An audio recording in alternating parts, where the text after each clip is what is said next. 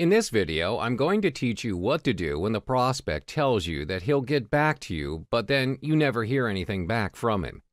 In this case, you have to follow up with him and don't just let him go because you want to close the sale. What you'll learn now is how to follow up without feeling like you're pushing the prospect or sounding salesy. So let's see what you should do. If the prospect said that he's going to get back to you, but you haven't heard anything from him, you should send him a message saying, "Hi, just checking if everything's good."